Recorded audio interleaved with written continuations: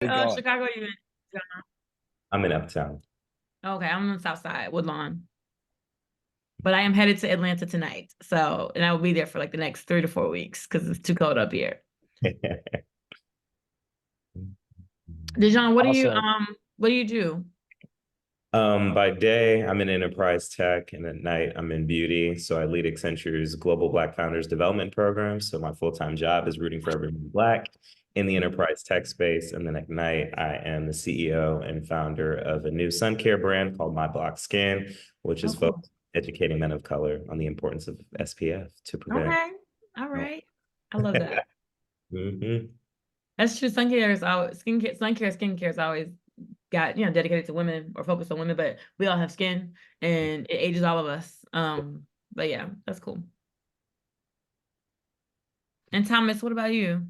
Hey, if it makes you feel any better, I'm in South Florida, but it's raining and windy. So it's been like this for 3 days. But I am actually from Columbus, Ohio. But I moved down here a month or two ago after resigning from my position as the executive director of the Columbus Fashion Council and Fashion Week Columbus. I'm also the founder, so I will always be connected, but it was time to pass the torch on. So yeah, so currently I just now completed this last weekend at Art Basel my first my new platform called the Fashion Shows. It was my debut into the I guess the South Florida and international market really because it's Art Basel. People come in from all over. So yeah, that's what I'm doing now currently. Very cool. I have a haircut company called Curlmix. Let me see. Oh, I have a product here. We're in Ulta. Hey. Nice. This is what our brand looks like. So we help you get an amazing wash and go, but we have lots of SKUs and lots of products that you can do with other things.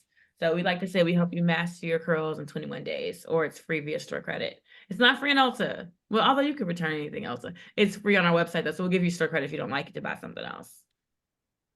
Nice. And hello, Manny. Manny, are you like leading this panel? Again, no. So I wanted to get through introduction. So I think the interesting question, Kim, maybe I know a lot of people might not know your bio. So maybe if you could kind of just tell a little bit about how you went about really, from start to where you're at right now. And obviously, I like how you leverage crowdfunding and I just like what you've done with marketing and also how you figured out manufacturing. So, and I think there's a lot of similarities with that journey as well, with what you're doing as well too, Dijon, in My Black Skin. And then, Tommy, I think it almost all connects together because you work with all of these fashion designers and artists, and many of them do have products. So yeah, so if we could kind of just talk about that because I think just building a product, a physical product, it could be very taxing. For sure. So Curlmix started as a do-it-yourself box for curly hair. So think like Blue Apron, but for hair. Did that for 2 years, found that our customers loved our flaxseed gel. Like the raw flaxseed that you eat, we would boil them and it would make a gel. But nobody would, it wasn't on shelves and none of the manufacturers would make it for me. A lot of them just wanted to put like carbomer polymer and flaxseed oil into a gel and call it flaxseed gel, but that's not flaxseed gel. Flaxseed gel is like gooey and mucilaginous and like very organic. And they're like, it's too variable, we can't do it. And so we did it ourselves. My husband and co-founder, Tim Lewis, we basically invested in manufacturing and started making the flaxseed gel. That first year, we went from maybe 100,000 a year to about 1 million in about a year in 2018. And then we appeared on Shark Tank in 2019. And then later, we launched the full 4-step system to help women get this hairstyle because they were using the gel to get this hairstyle. And then we crowdfunded because essentially we went out to get investment. We went from 1 to 5 million, and investors were like, I want to see more. And I was like, what more do you want to see? So I was like, okay. And this is before George Floyd. This is before there were so many impact funds. This is like before, like 2019, this is before that. So I was like, I'll raise my own investment. And we did crowdfunding. So in 2021, we launched our first crowdfund. And we raised 4.5 million from about 7,000 customers and used that to grow the brand to about $10 million on online revenue. We rebranded, switched up the packaging, and then we launched in Ulta this fall. And now, granted, this has been a tough year, so we're not at 10 this year. But like it's been a tough year for a lot of folks. but we did close an institutional round this year, which is our first institutional investment. So I think what I'm really good at is finding money as a Black founder, given all the issues that we have, right? Getting money from investors. We have taken angel money, family office money, foundation money, crowdfunded money, and then finally institutional money. Now, you would think with all those different types of funding, I would probably have funded my business more than $9 million, but but it's about 9 million. And my hope is that, we have two brands. We have Curlmix and 4C only. So I want to build out like kind of like a Procter and Gamble is my goal. And I'm based here in Chicago, and we have our own manufacturing facility, about 30,000 square feet, where we make everything that we sell. And I'm just working on growing the brand. I'm about to take up too much time. No, that was great. So Dujon, what challenges have you had with building My Block Skin? I mean, it doesn't look like you've had many. I've seen you on Times Square, but maybe you could share about kind of where you're going with My Block Skin and yeah. Yeah, for me, here's our little branding as well. It's called My Black Skin. We essentially, for me, this has been a little cheap and cheerful project because I was like, I want to see if I can launch a brand and see if men of color would resonate with it, and if we could create a formulation that worked for all skin tones from porcelain to espresso. So we have clear coat gel is what we call our hero product. It's completely clear, works on porcelain to espresso skin tones. It's SPF 50, has aloe vera, cucumber extract, and a few other things that are just cool and hydrating towards the skin. So for me, I've been bootstrapping and just leveraging community and network to bring this brand to life. Funny enough, I always say my second home is basically in the UK and London, because we launched the brand in London at Soho Festival, because I had formerly been on their global inclusivity board post George Floyd, because everyone and their mom made commitments and pledges during that time. So that was really exciting for us. One of our investors hooked us up with a free billboard in Times Square during New York Fashion Week. And then we secured a deal with the NFL to be their official sunscreen in the UK and Ireland market, which was great for us as far as the people that make up the NFL. Like 60 to 70% of the players are men of color. So we really wanted to use their brand to help drive our education initiatives forward. Because I don't know if you all have seen, especially this summer and previous, they were saying men of color are dying at higher rates from skin cancers and melanomas than any other group. And I think that's just around a lack of education, obviously dermatology as well, needing to be more diverse and need more clinical trials and data to help educate the community that, yes, even though we have higher levels of melanin, those UVA rays will still come and get you. They don't discriminate based on age and skin tone. So it's been an interesting journey for us. We have a great co-packer, contract manufacturer overseas that we've been working with. But I think the challenges for us is navigating the regulatory environment. Most people don't know sunscreens in the US is regulated by the FDA if it's an over-the-counter drug. Everywhere else in the world, it's a cosmetic product. European, for me, has better European cosmetic standards than the US, and the US is very limited because we haven't updated our FDA monogram since the 90s. But I've been so inspired by Black Girl Sunscreen and Supergroup and others that have made formulations that work for all skin tones and have been educating, but then I still saw a white space opportunity to focus on men of color. So I would say that's been one of the challenges, is that we're this US company, but we focused on Europe and the UK, which is great. So our formulation is good for that market, but then we had to backtrack and then think about what our FDA formulation is going to be to still match the same brand and quality that we have in Europe, but then still being able to sell here in the States. And I love it. We have a team of wonderful Black female chemists down in Florida that have got that done for us, and looking to then have our full sort of launch our product collection in spring of 2024. Awesome. And to pivot here to fashion, and while Tommy's answering this question, I'm very interested in Kim and Dujon, if you've ever done any fashion shows or anything to promote your product. But Tommy, maybe, for the people that don't know, maybe you could just share, because a lot of people might not know this, but Columbus is considered, third fashion city in America. So maybe you, and from my perspective, I'm giving you all the credit, right? So it just in the marketing. So maybe you could share a little bit about how you just really helped to, I think, turn, nothing into something, and then really just establish that and how you look at expanding now a little bit more, and just also working with other brands as well, because you've done stuff with Victoria's Secret, etc. Yep. Most definitely, Manny. Thank you for trying to give me all the credit. I cannot take all the credit for that statistic. So Columbus is ranked number 3 in the nation for the number of fashion designers that live there. That's New York is first, LA is second, Columbus is third. Now, if you think about it, it's also the home of Express. It's the home of A&F. It's the home of Victoria's Secret. It's the home of Lane Bryant. It's a home of a lot of fashion hubs. And that's the main reason why we were part of the statistics when it came out in 2012 by The Atlantic that listed us as, I believe, having 530 fashion designers that lived in Columbus, Ohio.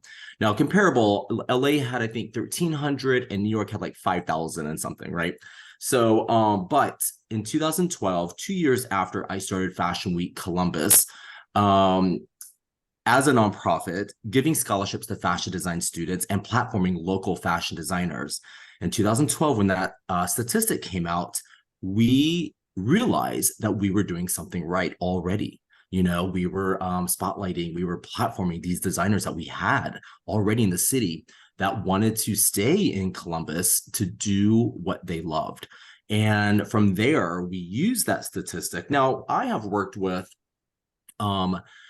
over 250, almost 300 fashion designers since 2010 that don't even work for these major fashion retail hubs. They're independent designers. They're doing their thing. They're, like I said, living in Columbus, Ohio, doing what they love. Now, that because of that statistic, we definitely use that platform. And it's been, I mean, the news and media uses it today. Even with any interviews we do with designers or with, the Columbus Fashion Council or Fashion Week Columbus. But as the founder of Fashion Week Columbus, what we did is we really built and developed the fashion ecosystem in Central Ohio. That is something that did not really exist until we started doing what we did. And then we became such a robust fashion ecosystem, which, by the way, includes makeup artists, hairstylists, designers, models, photographers, videographers, studio owners. This is part of our ecosystem, our fashion ecosystem. But by 2018, although we've been talking about creating a Columbus Fashion Council to oversee Fashion Week Columbus as the flagship program, but also expand out into other programs, not just a runway. In 2018, it was time to develop exactly that, the Columbus Fashion Council.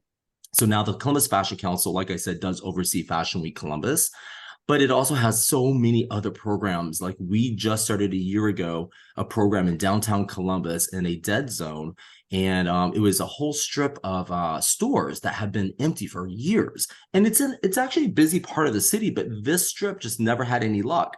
So we created a program with the city and created what's called the Common Thread Shops on 3rd. And this gave designers a pathway from runway to storefront. And we just celebrated 1 year with that program. So Manny, hope I answered your question. Was there a part of the question I missed?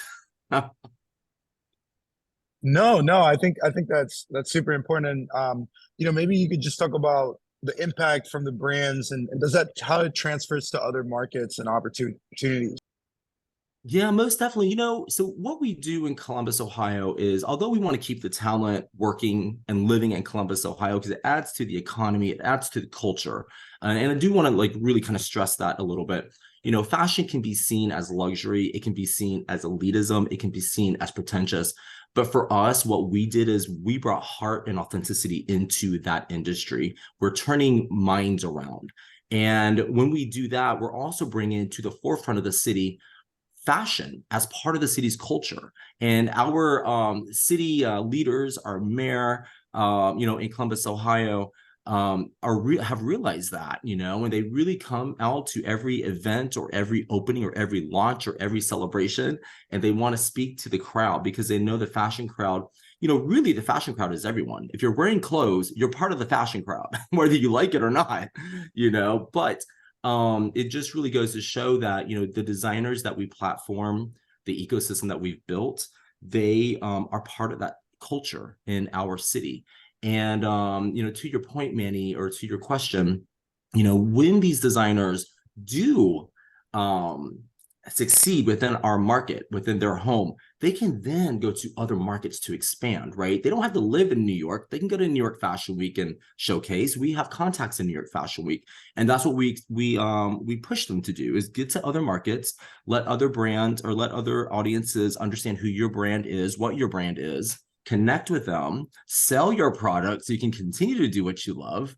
And that is not just New York Fashion Week. It's also down here. I'm in South Florida right now, and I just produced my first fashion platform over Art Basel, which was called the Fashion Shows. And I brought 2 Central Ohio designers down here to showcase, and they showcase into to an international audience, but also the South Florida audience. And now they are getting a lot of press for that.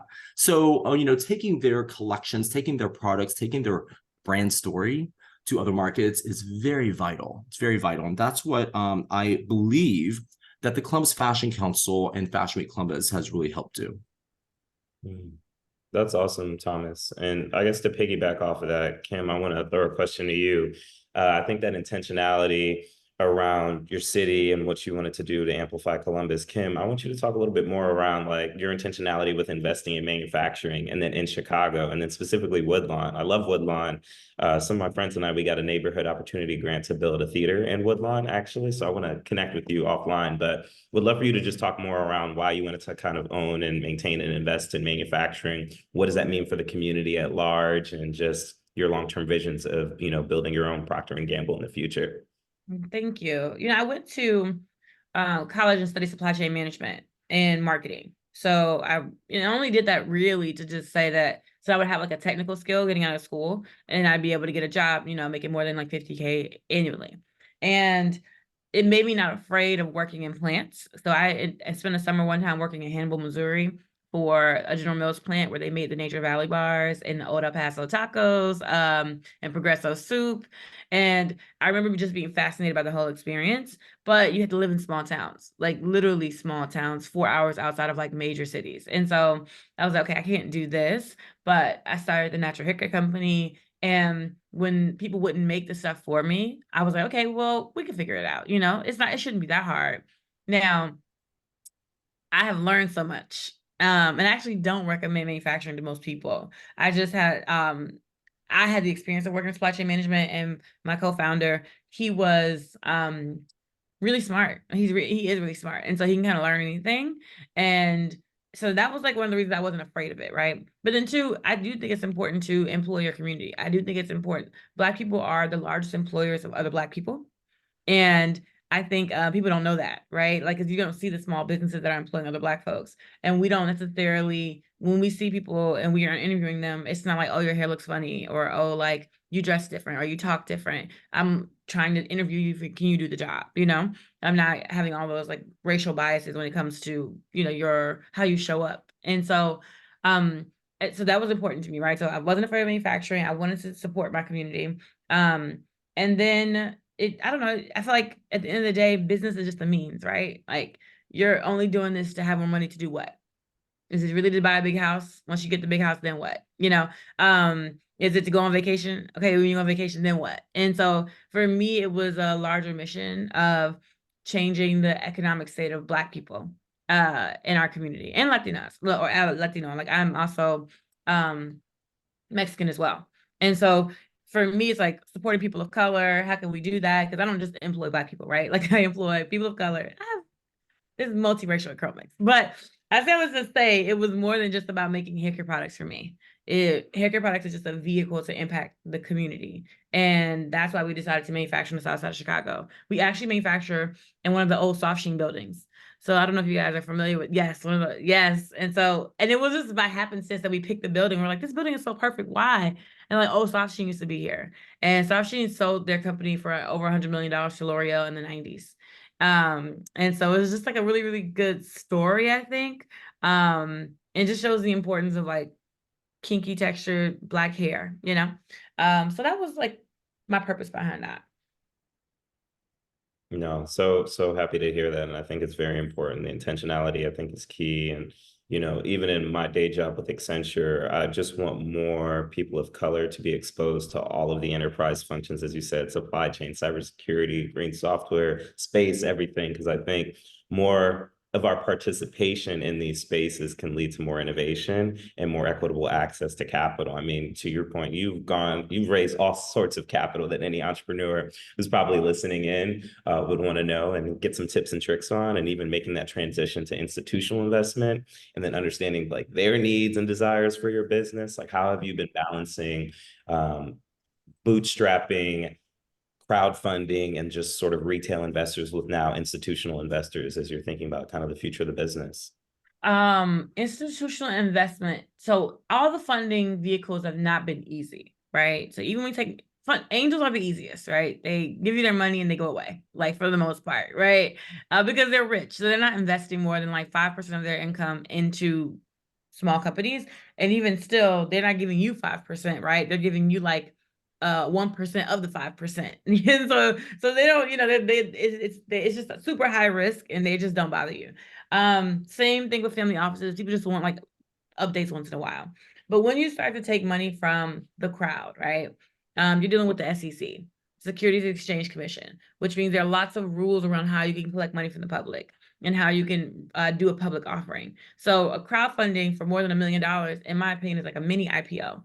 It doesn't cost, $5 or $10 million to go public, but there is a cost, right? So raising money from the crowd is not free. You have to go through an audit. The audit might cost like $40,000. You got to do, like, there's a lot of things you have to do to raise money from the public. And then there's a lot of rules and disclosures and documents and just things I never even really dealt with. I hated my tort class in college. Like, I hated my law class. And now I have to understand what it means to have protective provisions, to understand voting rights, to understand the restated certification and filing it with Delaware. So now I know way more than I want to know about these things, right? That's its own set of difficulty from institutional money. So institutional money, it's like, it's not as hard as crowdfunding, but it's a political game. And if you left corporate to get out of politics, you're back in it when you take institutional money, because essentially the people who are running the institution are corporate, right? And you have to deal with like making people feel good about the decisions that you're about to make in the company. Sometimes it doesn't matter if it's a good or bad decision. They have to feel good about the decision that you're making. And that comes with a lot of communication, a lot of sharing of information, meaning I can't be the one giving them all the files for my AP aging report or my my P&L, my balance sheet, all these different things. They want me to talk to my accountants directly, which I'm like, you didn't give me that much money, like you gave me some money, but like, you still only got like a couple % of the company. Like, why do you need to talk to my accountants like this? And so, but I learned that releasing that control gets you more from that relationship with that institutional VC. And they do have like all kinds of rights and things that maybe I didn't have to provide in the crowd, or I don't have to provide to other investors. But the thing is, institutional money is not their money, right? Like, my investors are investing somebody else's money. And so, you're a much better steward of someone else's money than you are of your own money, right? And so when I realized that, I was like, okay, I don't take it so personal, dealing with institutional VCs versus crowdfunding. And then foundations. So it's just, I have just learned so much, and I have chalked this experience up to being me paying for my MBA. Like, I have goals of running a public company one day, right?